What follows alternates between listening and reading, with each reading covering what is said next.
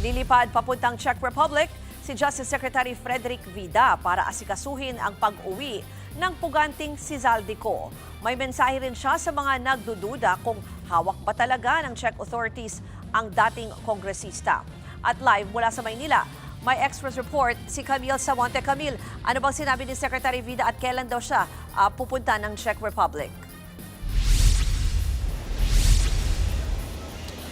Ruth, pinabulaan ng Department of Justice ang kumakalat na ulat sa social media na hindi pa umano naaaresto si Zaldico sa Czech Republic.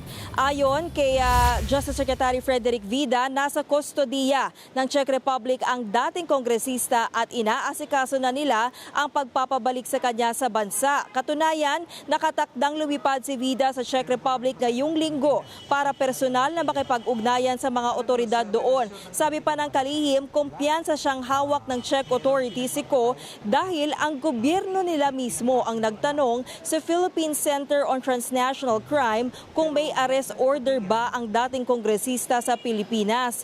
Hindi nga lang daw makapagbigay ng anumang larawan ni Ko bilang pruweba dahil sa issue ng data privacy na mahigpit na ipinatutupad doon. Wala ring kumpirmasyon ng DOJ kung nabisita na ng Ambassador ng Pilipinas si Ko sa detention facility.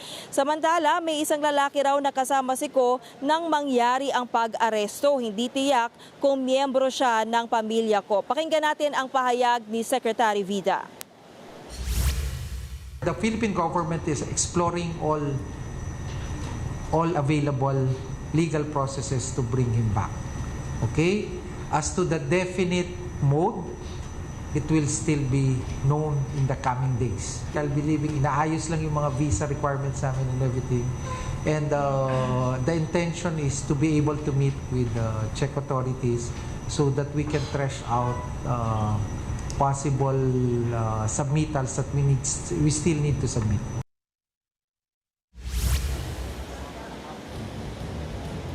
Ruth, deportation ang isa sa mga nakikitang paraan ng DOJ para nga mabilis na mapabalik sa bansa si Ko, pero hindi raw nila makumpirma kung mayroon nga bang talagang Portuguese passport ang dating kongresista. Sa kabilangan, kumpiyansa pa rin ang DOJ na mapapabalik sa bansa si Ko. Naniniwala si Vida na hindi raw kukonsintihin ng Czech Republic ang mga individual na nagtatago na may kinahaharap na kaso dahil sa katiwalian.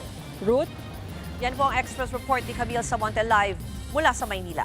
Mga kapatid, Ruth Cabalco, para sa mabilis na pasada ng mga balitang dapat niyong malaman, mag-follow at mag-subscribe sa social media pages ng News 5.